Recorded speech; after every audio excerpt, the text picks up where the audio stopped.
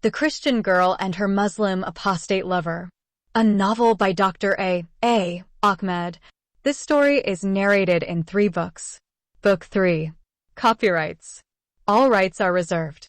No part of this book may be reproduced, stored in a retrieval system, or transmitted in any form or by any means without the prior written permission of the author, except by a reviewer who may quote brief passages in a review to be printed in a newspaper, magazine, school journal, or university article. This novel is a work of fiction, but the entire story is based on the actual life of a Muslim apostate girl in Sudan. Therefore, all names, characters, places, and incidents are either the product of the author's imagination or are used fictitiously. Any resemblance to actual persons, living or dead, events, or locales is entirely coincidental. Chapter 16. It could not be a plane crash. The wreckage of the Air Canada plane had been discovered and officially announced by the government of Ankara after 6 hours. The crashed plane was found shattered into many parts and scattered over a wide area. This new discovery had refuted the earlier theory that the plane crashed due to engine failure or collided with another small plane or helicopter. If the plane had crashed, then its parts would not have been scattered over such a wide area. The CIA experts in plane crashes and terrorism began to believe the video of the Abu Masoud terrorist group. They concluded that a missile had shot down the plane. The Turkish government strongly rejected such a possibility and considered it to be a hasty conclusion. Despite that, the discovery of the plane shifted the police investigation and the world's attention in another direction. The search for the bodies of the victims became the focus of all the concerned parties. Some bodies were found by some countrymen and had already been buried by them.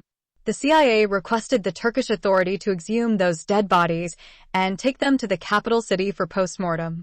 The Turkish authority rejected such a request on a religious basis. It argued that in Islam a dead body could not be buried and dug out again. By this time, the 2 angels of the graves Munkar and Nakir had already interrogated such dead persons. Digging up such dead bodies would run contrary to the will of Allah for those expired Muslim people. Then the CIA members left the plane wreckage and the dead bodies issues to be handled by the Turkish and some European police authorities and returned back to Ankara to carry out their initial investigation concerning the controversial female author of the so-called anti-Islamic provocative book.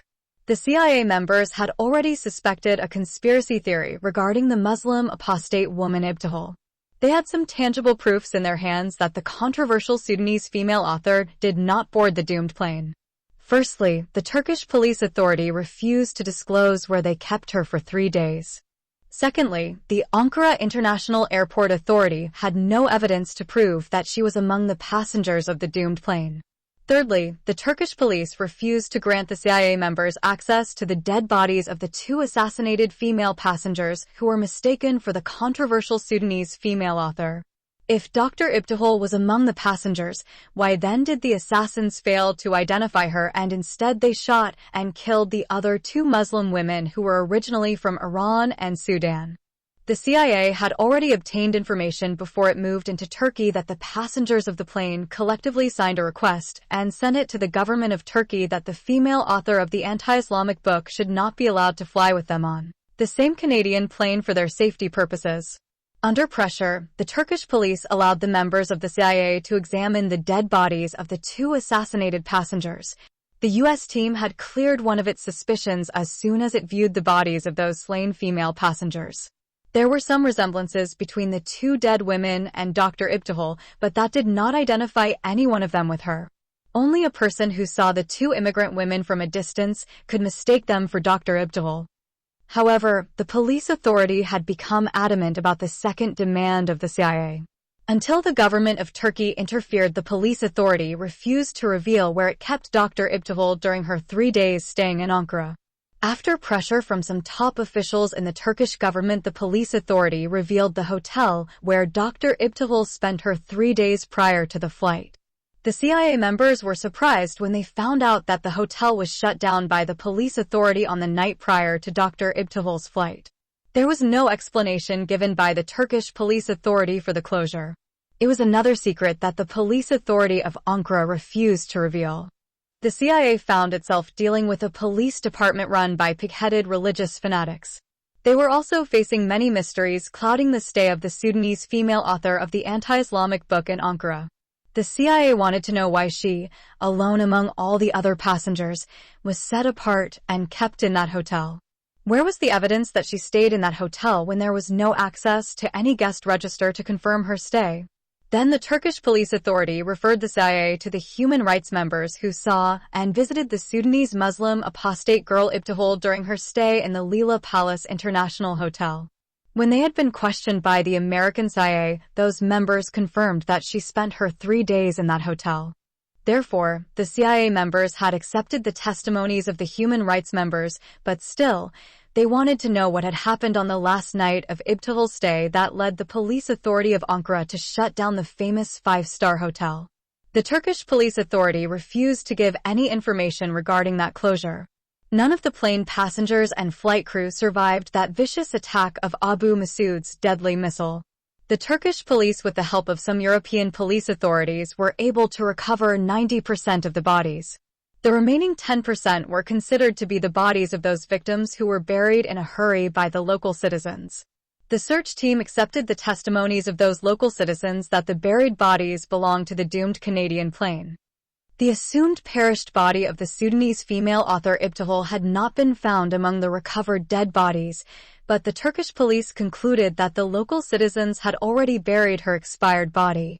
The Muslim world once again celebrated and rejoiced over the news of the death of the hated female writer of the alleged anti-Islamic provocative book.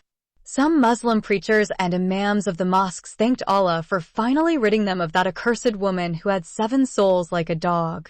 Abu Masoud himself appeared in a video and announced that he did not kill the accursed Sudanese woman because of any monetary gain.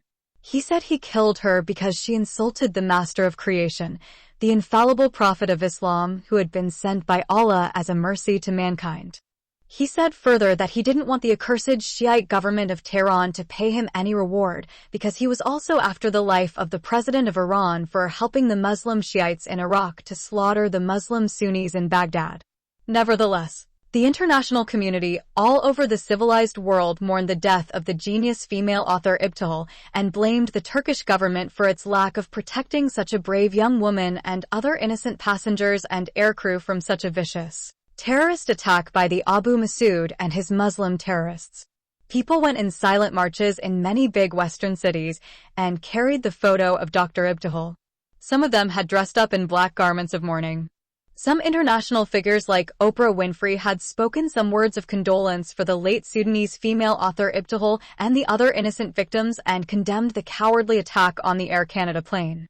Even the President of the United States of America had appeared in the White House and delivered a brief message of condolence for the victims of the doomed Canadian plane and strongly condemned the cowardly attack of the Abu Masoud group. In his speech, Mr. President had mentioned the controversial female author Ibtihal by name and considered her to be a symbol of women's liberation and a new emerging female advocate of freedom of speech and writing in the Third World. Moreover, the Prime Minister of Canada, speaking in the House of Commons, had condemned the cowardly terrorist attack on the Air Canada plane and condoled all the families of the victims. He also demanded that the government of Turkey should provide the government of Canada with minute detail of those 3 days that the passengers of the hijacked Air Canada flight spent in Ankara city and should give satisfactory answers to all the international inquiries of the investigating foreign teams. Chapter 17. The heretical Christian church in the Leela Palace Hotel. In the meantime, the American CIA team had labored for 3 days without any progress. All other foreign teams members had tried hard to get some clues to solve the mystery of the hotel's closure and the lack of evidence for the departure of the resettled Sudanese refugee girl Ibtihal Taha Al-Amin at Ankara International Airport. The Turkish police changed its statement about the hotel's closure. According to their new report, the Leela Palace Hotel was closed before Ibtihal came to stay in it. Then they mentioned that the 5-star hotel was closed by its Christian female owner prior to the morning in which the Muslim apostate woman Ibtihal left for the Ankara International Airport. How could the international hotel have been closed and still allowed a female guest to check in and stay for 3 days?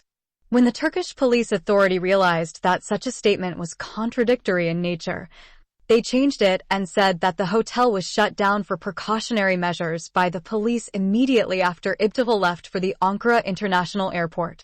Then the police of Ankara claimed that they received information on the night prior to the departure of Dr. Ibtival that a notorious Turkish drug dealer was planning to blow up the entire hotel to kill the Sudanese female author of the provocative book who was hated by the Muslims of the world, and then he could get the $50 million bounty from the Iranian government. The CIA team could neither accept nor refute such a police statement. Notwithstanding, on the fourth day, the American anti-terrorist team members had succeeded in laying their hands on the first piece of evidence that solved some of their difficult riddles.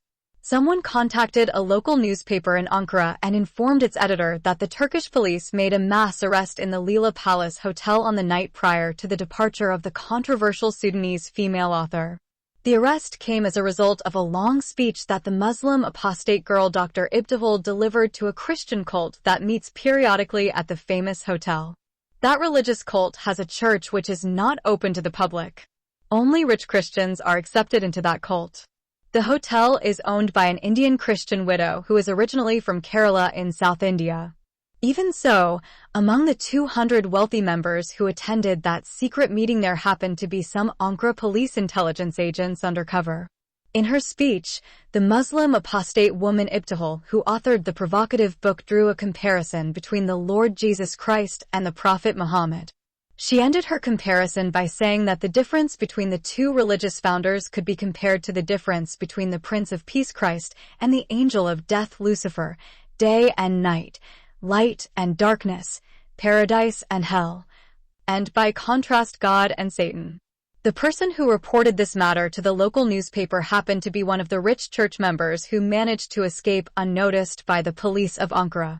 The Turkish media and public have raised up a particularly important question, and the Ankara police are required to answer it as soon as possible. Is the above report true or not? The police authority of Ankara answered the question in the affirmative, but it said that Dr. Ibtihal was not arrested because she had been granted international amnesty and protection on a request that had been submitted jointly by the UN Office, Human Rights Office, and Amnesty International, and the Turkish government had accommodated that demand. The Ankara Police Authority continued to say that the woman in question had left the country in that doomed Canadian plane. However, the CIA team refused to buy that statement. The American team found it difficult to believe that the Ankara police would arrest the hearers of the objectionable speech and leave the female speaker, who had allegedly likened the Prophet Muhammad to Satan, who incarnated in human form. Then the CIA team members requested the Ankara police to allow them to hear the controversial speech of the Sudanese young woman Ibtihal that she spoke on the night of the arrest. Moreover, the American team wanted to speak to some of those rich church members who were arrested because they listened to that inappropriate speech. The Ankara police had rejected both requests and considered the members of the CIA team to be stepping out of their limits and interfering in local police issues. The police said that the arrest came as a result of holding a secret meeting that was meant to stir religious strife and hatred in the capital city of Turkey. Accordingly, the Sudanese Muslim apostate woman's blasphemous speech had nothing to do with the mass arrest, and for that reason, she was excluded from the charge against the Christian cult members. Besides that, the police stated that every place of worship in Turkey, whether it was a mosque, church, or temple, was supposed to be open to the public. Therefore, the Lila Palace Hotel's Christian cult violated an especially important rule of freedom of religious worship, which had been granted by the Turkish constitution to all citizens regardless of their religion, race, and gender. In addition to that, the Ankara police added that the Christian cult of the Lila Palace Hotel could not be considered a private club, that its membership was to be decided by its management. Notwithstanding, the false arguments of the Ankara police fell to the ground as soon as it appeared that the Lila Palace Hotel's Christian group was officially registered 7 years ago as a Christian church, and the Turkish government is collecting taxes from its wealthy members on a regular basis. The group members are periodically meet once a month in the same hotel, and those meetings were not conducted in secrecy. The only thing that made the Lila Hotel Church different from the other Christian churches is that its membership is exclusive to wealthy businessmen and rich women. Besides that, not everyone is welcome to attend its meeting. But if any Christian shows up in their meeting, they don't kick him out. Whether such a church is in agreement with the teachings of Jesus Christ or not is not the concern of the CIA team. The American team is certain that the mass arrest had something to do with the Sudanese female author's speech, and not with the formation and doctrine of the hotel church. The American team has also begun to suspect the death of Ibtihal in that doomed Canadian plane, which had been hijacked by its pilot and then shot down by an Islamic terrorist group. The U.S. team members strongly believed that all evidence pointed to the conclusion that the Sudanese young woman Ibtihal is either held in one of the Turkish jails or she was killed by the Ankara police, and her remains were hidden somewhere in the city or wilderness. In either case, she did not board the doomed Air Canada plane. Chapter 18. It was a divine intervention for Dr. Ibtihal.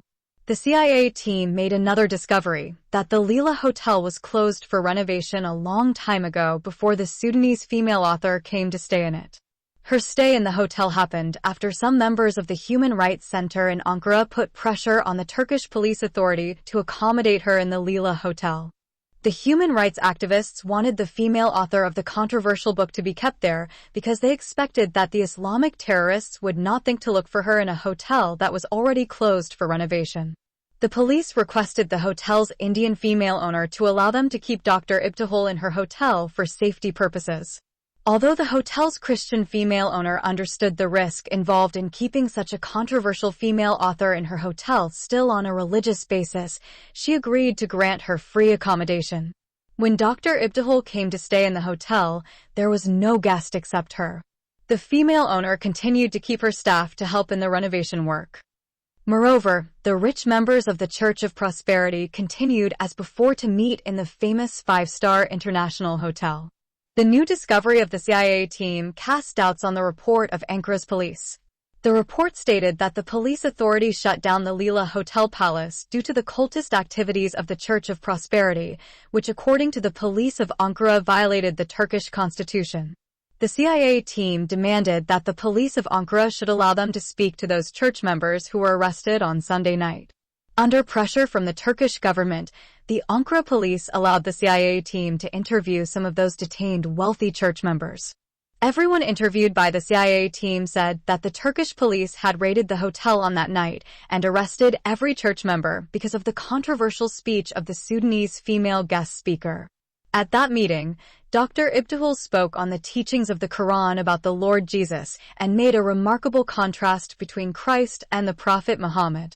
In her contrast, she did not speak ill about Muhammad, but made an honest and fair comparison between the life and teachings of the founder of Islam and the founder of Christianity. All interviewed members said that the Sudanese female speaker Ibtihal did not say the Prophet Muhammad was the incarnation of Satan. Furthermore, all apprehended members admitted that Dr. Ibtihal was the first woman who got arrested on charges of sarcasm of the religion of Islam and derision of the Prophet Muhammad. When the Ankara police have been confronted with the collective confessions of 200 Christian members, they reluctantly admitted that the Sudanese female author was arrested on Sunday night, and hence she wasn't permitted to fly on the next day morning. As soon as the CIA team got such incriminating admission from the Ankara police, it announced in the media that the controversial female author of the so-called anti-Islamic provocative book was not among the dead passengers and aircrew in that doomed Canadian plane. She is still alive and kicking in one of the Turkish prisons. The breaking news is one of the greatest news reports that the world has ever heard. The world condemned the Ankara police for hiding such a piece of important information, and it gave credit to the sincere efforts of the CIA team. The CIA team's investigations into this matter revealed yet another startling piece of information. 5 top members of the Ankara police were arrested on charges of conspiracy and cover-up. It has been revealed that those officials conspired with a notorious criminal and drug lord and sold to him the hated Sudanese female author. The drug lord agreed to pay $3 million to each official in the Turkish Police Enforcement Department. The deal was to pay 50% prior to the assassination and the remaining amount after the murder was done. The officials disclosed to the drug lord the place where the Sudanese female author was staying. The drug lord planned to assassinate Dr. Ibtihal on her way to the international airport on Monday morning. His main motive was to get the $50 million that the Iranian government pledged to pay to her assassin. When those high-profile officials found out that the drug lord double-crossed them by refusing to pay half of the amount prior to the assassination and instead paid a few $1,000s to each one, they decided to stop the assassination plot and negotiate the deal once again. Therefore, the 5 top officials fabricated those religious charges against the Church of Prosperity because they wanted to prevent Dr. Ibtihal from going to the international airport on Monday morning. They knew and understood that, if they would allow her to go to Ankara International Airport, his snipers would assassinate her, and the drug lord would get the bounty of $50 million from the Iranian government, and they would get nothing from that huge amount. So, to prevent themselves from being swindled further by the cunning drug lord, the 5 corrupt police officials decided to hide the highly priced Sudanese refugee woman until they would strike a fresh foolproof deal. Consequently, the investigations of the CIA led to the release of the members of the Church of Prosperity. Notwithstanding, the Ankara police refused to free the controversial female speaker Ibtihal and held her on the charges of speaking against the religion of Islam and equating the Prophet Muhammad with the accursed Satan or the devil in human form. However, the Turkish police did not provide the CIA team with any tangible evidence that Dr. Ibtihal had made such a profane statement. The police also have no recording of the so-called inappropriate speech. The 200 Christian members of the Church of Prosperity denied such an allegation. Even so, the police of Ankara claimed that they planted a person among the members to watch the activities of the private church. That secret mole had attended the meeting and heard the Sudanese female speaker equating Muhammad with Satan and Jesus with the incarnation of God. The breaking news that Dr. Ibtihal had not died in the Air Canada plane, and she is still alive and imprisoned in a jail in Ankara shocked the entire world. Many Christian religious leaders in the West said that the controversial female author Ibtihal's life had been rescued through a divine intervention on that fateful morning in which many passengers and aircrew of the Canadian plane were brutally killed by a Muslim terrorist group. All things worked for her good. The plot of the Turkish police, who sold her to a notorious drug lord, turned out to be a saving means for her precious soul. Nevertheless, the Muslim world has mixed feelings of anger and revenge when it heard that the accursed Muslim apostate female author is still alive. Muslims of Turkey felt frustrated and disappointed when they came to know that the conspiracy of the Ankara Police Department saved the life of the contemptible Sudanese apostate woman. Other Muslims all over the world have become extremely outraged when they heard that the blasphemous Sudanese woman delivered yet another provocative speech in Lila Hotel in Ankara and equated their infallible prophet Muhammad with Satan, who was incarnated in human form. Due to that alleged blasphemy, millions of protesters went to the streets in big cities in the Muslim world and the Arab nation and demanded that the Turkish government must pass the death sentence on the despicable Muslim apostate woman who wrote the anti-Islamic provocative book. And she also said the master of creation who was sent as a mercy to mankind was the devil in human form. Chapter 19. 200 years prison term for the blasphemous Muslim apostate woman. There is great pressure on the Turkish government from some Western countries to provide maximum security protection for the detained Sudanese resettled refugee woman Ibtihal Taha Alamin and hasten her trial. The human rights activists kept close contact with Dr. Ibtihal during her stay in the jail in Ankara. The activists demanded that she should be kept in solitary confinement for her safety. She should not be exposed to any contact with other female inmates. They know most of the female inmates are Muslim suspects and convicts. Even the female guards are Turkish Muslim women. She should not be given any food or drink by the jail authority. Some female activists of the women's rights promised to provide all her meals and other necessities. The human rights activists demanded further that the Sudanese female author's trial should not be open to the public. They also wanted the court's place, date, and time must not to be officially announced. The media should be kept out of the courtroom. There should be some foreign delegates allowed to attend and watch over the trial proceedings. The Turkish police and the court at first rejected those demands. After the interference of some foreign delegates, the demands of the human rights activists had been reluctantly accepted but partially fulfilled. The trial's proceedings are scheduled to be conducted on a Monday morning at 10 a.m. No one should be informed about the trial except those foreign delegates and the parties concerned. The suspect woman Ibtihal was allowed to choose her own lawyer. Human rights activists chose a reliable lawyer who always represents foreigners in the courts of Ankara. The Turkish government chose the judge and jury. The trial is scheduled to take place in the Supreme Court in the capital city of Turkey. The presiding judge is the chief judge, and his decision is always considered final and irrevocable. Around 14 foreign delegates are permitted to attend and watch over the court proceedings.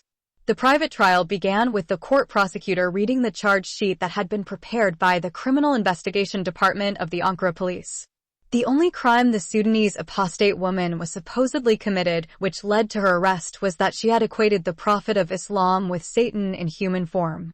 The police of Ankara had no recording of the alleged inappropriate speech except a sole spy from the police department who attended the Christian meeting of the Church of Prosperity. He claimed to have heard the Sudanese female speaker making a malicious comparison between Muhammad and Jesus, in which she concluded that the former is Satan transformed in a human form and the latter is God incarnated as a human being. The attorney lawyer of Ibtihal has neither rejected the accusation nor refuted it. He only demanded that the Ankara Police Department must bring a witness apart from the single spy witness that they have provided in court. In addition, her lawyer provided the court with a collective statement signed by 200 Christian people who attended the meeting, in which they denied that Dr. Ibtihal made such a disrespectful statement. Despite that, the Turkish court has rejected the collective statement of the 200 members of the church and demanded a witness other than the members of the Church of Prosperity. The main reason given by the court for rejecting those 200 witnesses is that they are all Christians, and hence their testimonies are religiously biased and therefore could not be considered reliable and acceptable evidence in a court of law. In the absence of any witness other than the Christian members of the Church of Prosperity, the court accepted the single spy witness of the Turkish police department and handed the Sudanese female speaker, Ibtihal Taha Al-Amin, 200 years imprisonment. The court sentence is shocking to Dr. Ibtihal, her lawyer, and the foreign delegates. The chief judge of the Supreme Court said that his verdict is final and irrevocable. The condemnation of the female author of the provocative book Ibtihal to 200 years imprisonment by the Supreme Court in Ankara has been met by an international outcry for justice and a demand for immediate intervention by the international community to stop such an abuse of authority. Many international and local organizations, such as the United Nations Office in Ankara, the Human Rights Organization of Turkey, the Women's Rights Center in the capital city of Turkey, the Amnesty International in the UK, and the International Court of Justice in Hague, in the Netherlands, have collectively rejected and condemned such a verdict and demanded an immediate release of the innocent Sudanese young woman Ibtihal Taha Al-Amin. Some Western countries have contacted the government of Turkey and demanded an immediate intervention, but the members of the parliament expressed their inability to interfere in the judicial system. They argued that the Supreme Court in Ankara is the highest authority in the country, and no one can revoke its judgment unless there is a violation of the Turkish constitution. The only highest religious authority who can revoke such a ruling is His Highness, the Mufti of Turkey. Unfortunately, His Majesty, the virtuous Mufti, had already issued a fatwa and endorsed the verdict of the chief judge. Even the president of Turkey, Recep Tayyip Erdogan, had gladly accepted the court ruling and called it just and fair. It was a mere coincidence that the same High Court had recently issued a law that allowed the conversion of the Christian monument of the Orthodox Cathedral Hagia Sophia into an Islamic mosque. In fact, President Recep Tayyip Erdogan was behind such an internationally unacceptable decision of changing a church into a mosque. Everybody knew and understood the Sudanese female author had been condemned by the Turkish High Court because of her so-called provocative book, and not because she called the alleged prophet of God Muhammad the devil incarnate. As a matter of fact, the High Court of Turkey seized the golden opportunity of having the greatest female enemy of Allah on Turkish soil and decided to silence her forever before she could live and write and speak more blasphemies and lies against Islam and its founder. The chief judge and his jury believed it was Allah who brought her to a Muslim country like Turkey and handed her into the hands of his followers. In this regard, the human rights activists in Ankara had been able to gather information about the judge who condemned the Sudanese female author Ibtihal to 2 centuries of confinement. He is an active member of a fanatical religious group. He is also affiliated with a Shiite sect in Iran and a staunch supporter of the Islamic Revolutionary Guard Corps. He was interviewed several times in the past concerning the trial of Dr. Ibtihal in Athens regarding her provocative book that she wrote in London, in which she allegedly said, "All Muslims of the world are demon-possessed terrorists." Moreover, he said she stated that every Muslim man and Muslima woman who recites the verses of the Holy Quran would become possessed by devils. Therefore, in all the interviews, he strongly condemned Dr. Ibtihal and said that he would give such an accursed Muslim apostate woman a maximum sentence if she happened to be in his country. Although the Mufti of Turkey issued a fatwa endorsing the verdict of the Supreme Court, in an interview he said such a blasphemous Sudanese woman who was apostatized from Islam and became an infidel Christian woman was supposed to be stoned to death for her abominable speeches and provocative writings. He said no one in human history had ever insulted the Prophet Muhammad and ridiculed the religion of Islam as that despicable Sudanese Muslim apostate woman had done through her filthy tongue and satanic pen.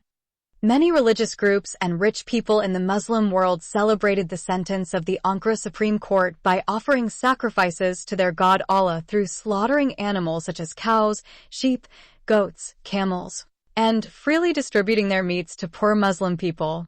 In some Islamic countries, people demanded that their governments should make the day on which the accursed blasphemous Sudanese woman Ibtihal was tried and condemned in Turkey a public holiday to be celebrated by many Muslims for generations to come. Some restaurant owners in the Middle East dedicated that day to serving free food to the poor every year. Some rich people also distributed clothes, candies, cookies, and other gifts to the destitute people and homeless children. The only Muslim country that forbade its citizens from celebrating the condemnation of the blasphemous woman Ibtihal is the Shiite country, which promised to pay a bounty of $50 million to the assassin of the despicable female author of the anti-Islamic book. The president of the Islamic Republic of Iran made a public speech in which he condemned the Sunni Muslims of Turkey as cowards and unbelievers. He quoted many stories of the Prophet Muhammad in which his followers violently killed anyone who criticized him. The president of Iran mentioned a few names of poets and female poetesses who criticized the infallible messenger of Allah, and the Prophet Muhammad himself ordered them to be assassinated.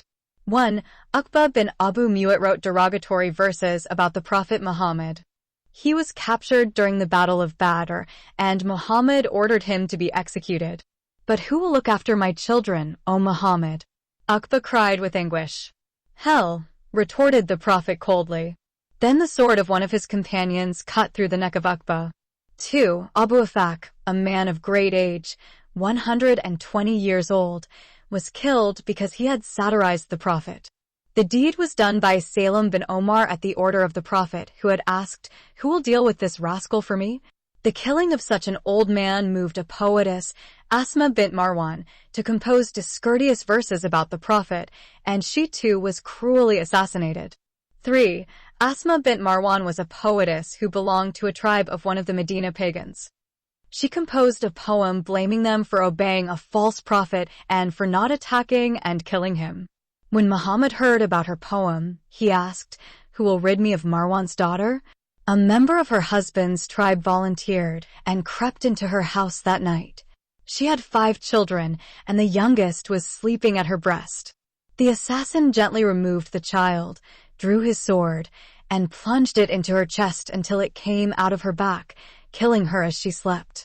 4. A one-eyed man criticized Muhammad too. The Prophet sent one of his followers to kill him. His killer said, "I went to him and killed him in the most dreadful way that anybody has ever been killed.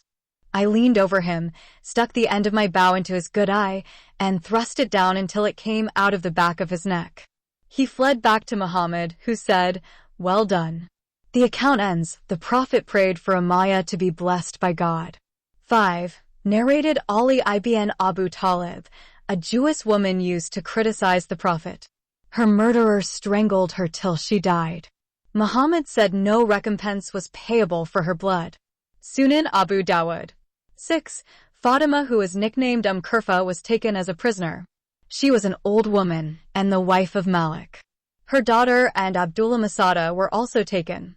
Zayd ordered Qays to kill Kurfa, and he killed her cruelly by putting a rope to her 2 legs to tie them to 2 big camels and driving them until they split her body into 2 halves.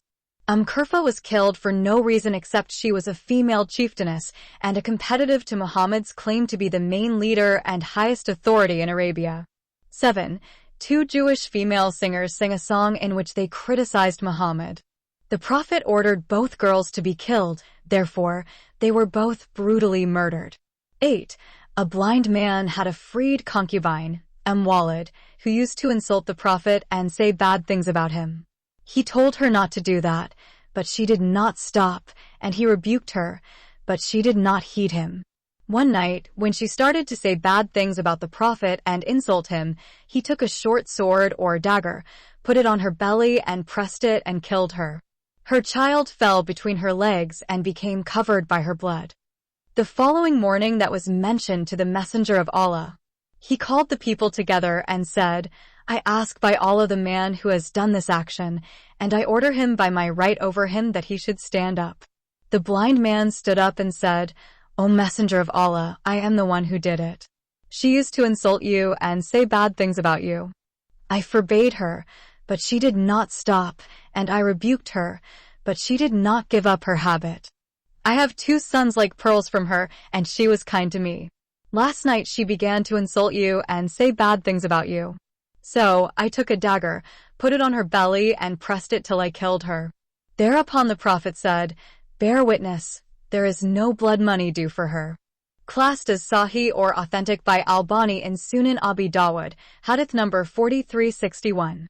After mentioning those examples, Mr. President of the Islamic Republic of Iran said, No one ever before had called the Prophet Muhammad the incarnation of Satan, as that accursed Sudanese Muslim woman had said in her abominable speech which she delivered in a country where 99% are Muslims as Turkey. Then the president ended his speech by encouraging the Turkish people to violently kill Dr. Ibtihal because her blasphemies against the infallible prophet of God had exceeded all the red lines set by the religions of the world. Then the president renewed his fatwa and promised a reward of $50 million to anyone who will kill the cursed Sudanese woman Ibtihal Taha al-Amin. After the terrorist president of the Islamic Republic of Iran once again farted his satanic fatwa, many Iranian men and Muslim women appeared on camera and vowed by their drops of blood to cruelly kill the accursed wife of Satan who dared to insult the master of creation, the one who came to complete the moral perfections, the seal of the messengers and prophets of God, and who was sent as a mercy to mankind, Muhammad ibn Abdullah ibn Kilab. May the prayers and peace of Allah be upon him.